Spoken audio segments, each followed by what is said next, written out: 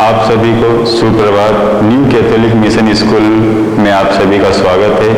आज हम सभी क्लास 6 संस्कृत प्रथम पाठ के बारे में पढ़ेंगे, जिसमें पुल्लिंग के बारे में बताया गया है। पुल्लिंग यानी पुरुष के बारे में, मेल के बारे में इसमें बताया गया है, जिसके बारे में हम जानेंगे अकारण पुल्लिंग। इसके साथ में ही हम एक वचन, द्विवचन और बहुवचन के बारे में पढ़ेंगे। सबसे पाठ पढ़ने से प्रथम हम सबसे पहले शब्दार्थ के बारे में आपको जानकारी देते हैं। आइए, प्रथम पाठ के शब्दार्थ दे रखे हैं, जिसका अर्थ चषक। चषक का अर्थ होता है गिलास। हम पानी पीने के लिए जो गिलास प्रयोग करते हैं उसे हम गिलास बोलते हैं। सोचिक का अर्थ होता है दर्जी। सीयति यानी सिलाई करता है, यानी कपड़े सिलता है। गर्जत यानी गरजना होता है। एतो यानी ये दोनों, ये द्विवचन में इसका प्रयोग किया जाता है। बलिवर्दो यानी बलि का अर्थ होता है बेल, और यह दो बेल का अर्थ होता है द्विवचन में प्रयोग किया जाता है। कसतः यानी कृषि करते हैं, हल जोतते हैं। फिर होता है गायंती यानी गीत गाते हैं। इसके बाद होता है श्वेता यानी होता है थैले या बैग। नीलवर्णा यानी नीले रंग के। इसी के साथ में आता है बृहद का अर्थ होता है बड़ा। खेलती यानी होता है खेलता है। सुनको यानी होता है दो कुत्ते, द्विवचन में प्रयोग किया जाता है।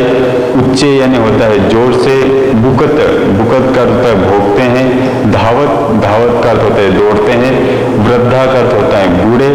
हसंती यानी हंसते हैं। और हरित वर्णा यानी हरे रंग के। यह हमारे शब्दार्थ थे। आइए अब हम पाठ में पढ़ते हैं और उसका वर्णन करते हैं।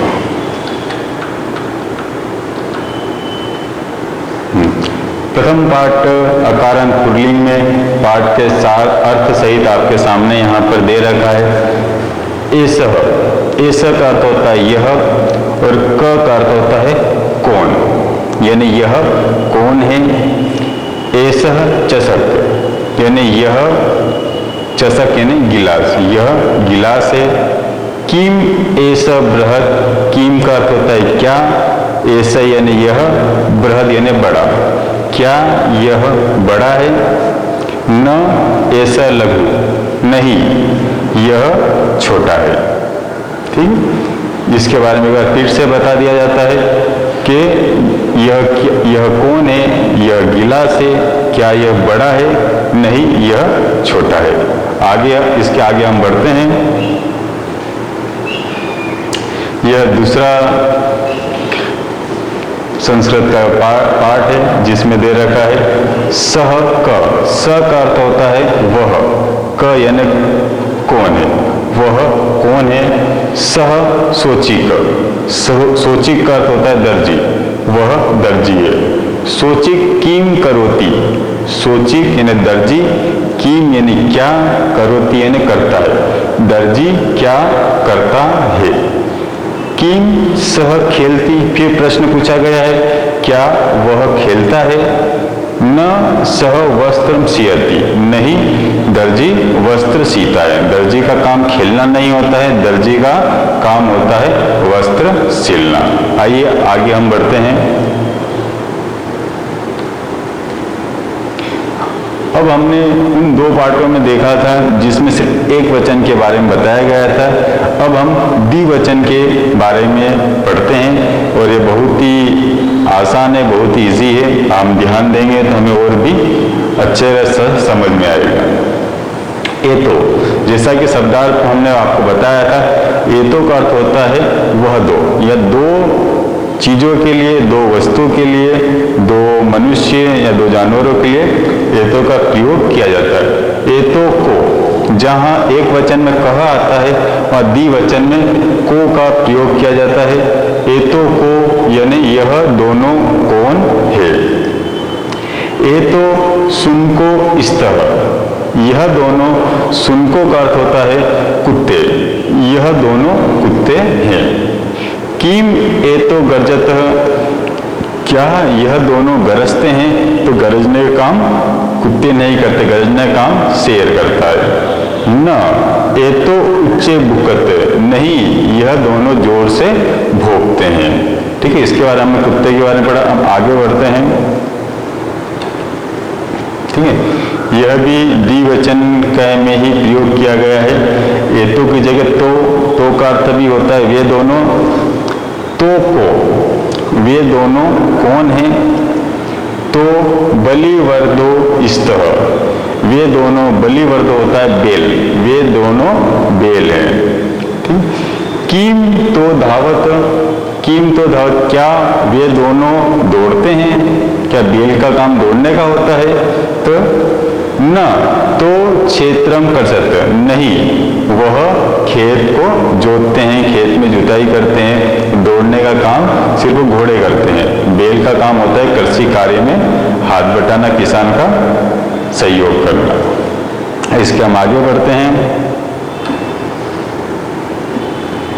अब ये हम बहुवचन के बारे में बताया गया है। बहुवचन उसे कहते हैं जहां से दो से अधिक वस्तु या किसी चीज के बारे में जानकारी दी जाती है। दो से अधिक, जिसे बहुवचन में आता है।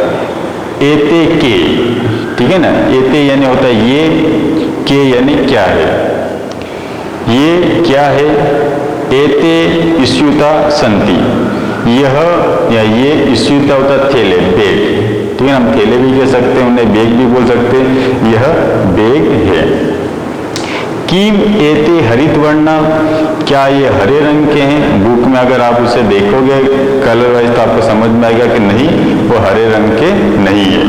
नहीं एते नील वर्णा संति, नहीं वो हरे रंग के नहीं, वह नील वर्ण के थैले हैं। आगे बढ़ते हैं हम। आगे हमारा आखिरी है, जिसमें हम कुछ बुजुर्ग व्यक्ति के बारे में दे रखा है और इसको संस्कृत में उनकी व्याख्या बहुत अच्छे तरीके से समझाने के तरीके से की गई है। ये छोटे छोटे सेंटेंस है जिसके द्वारा हम आपको संस्कृत के बारे में बोलना और पढ़ना सिखा रहे हैं। ते के, ते और एते जो शब्द है ये बहुवचन में प्रयोग किया जाता है। ते यानी ये वे कौन है, यानी इतने सारे जो दिख रहे हैं दो से अधिक, वे कौन है। ते वृद्धा संति, वे वृद्ध लोग हैं, वे बूढ़े लोग हैं। किम ते गायंती, क्या वे गाना गाते हैं, क्या वो गाते हैं? नहीं ते हसंती, नहीं जो बूढ़े लोग हैं वह हंस रहे हैं। तो यहीं पे हमारा प्रथम पार्ट समाप्त हुआ है और इसके साथ जो एक्सरसाइज है वो आपको नोट्स बनाकर हमने फिर से PDF फाइल के साथ में आपको सेंड करी है। आप उसे नोट्स को अच्छे से देखिए और पढ़िए। ठीक है, थैंक यू वेरी मच।